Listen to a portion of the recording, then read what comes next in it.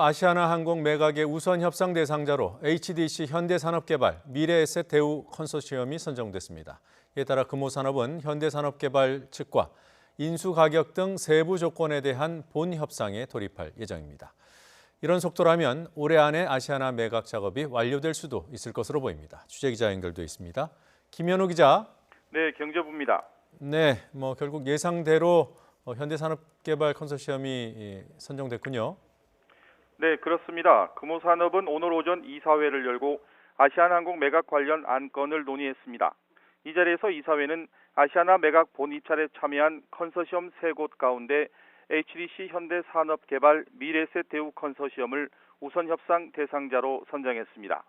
이사회 전부터 가장 많은 입찰 금액을 써낸 것으로 알려진 현대산업개발 컨소시엄이 유력하다는 이야기가 있었는데요. 결과는 예상대로였습니다. 이번 아시아나 본 입찰에는 우선 협상 대상자로 선정된 현대산업개발 컨소시엄이 매입 금액으로 2조 4천억 원 이상을 써냈고 제주항공 스톤브리지 컨소시엄과 KCGI 컨소시엄은 1조 5천억 원가량 써낸 것으로 알려졌습니다. 금호산업은 보도자료를 통해 현대산업개발 컨소시엄이 아시아나항공 경영 정상화 달성과 중장기 경쟁력 확보에 있어서 가장 적합한 인수 후보자로 평가됐다고 밝혔습니다. 현대산업개발 컨소시엄은 앞서 국토교통부의 항공운수업 대주주 적격성 심사도 통과한 것으로 확인됐습니다. 적격 판정을 받은 건데요. 국토부는 HDC 현대산업개발 미래에셋 컨소시엄과 제주항공 스톤브리지 컨소시엄을 심사했고 심사 결과를 어제 산업은행에 통보했습니다. 항공운송 사업을 위해서는 항공사업법 등이 제한하는 결격 사유가 없어야 하는데요. 항공 관련 법령은 외국 법인이 회사 지분의 절반 이상을 소유했거나 사업을 사실상 지배하는 경우, 외국인이 대표이거나 임원의 절반을 외국인이 차지하는 경우 등을 결격 사유로 보고 있습니다.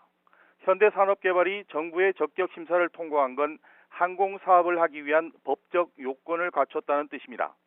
정몽규 HDC 현대산업개발 회장은 잠시 후 오후 3시쯤 우선 협상 대상자 선정에 대한 입장과 앞으로의 계획 등에 대해 간담회를 열 예정입니다.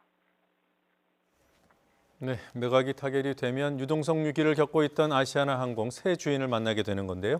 앞으로 어떤 절차가 남아 있습니까? 네, 오늘 이사회에서 우선 협상 대상자로 발표되면서 이제부터는 본격적인 매각 협상에 들어가게 됩니다. 최종 인수 가격을 놓고 금호산업과 우선 협상 대상자 사이에 이른바 줄다리기가 시작되는 건데요. 매각은 금호산업이 가지고 있는 구주인 아시아나항공 주식 6,868만여 주와 아시아나항공이 발행하는 보통 주식인 신주를 인수하는 방식으로 이루어집니다.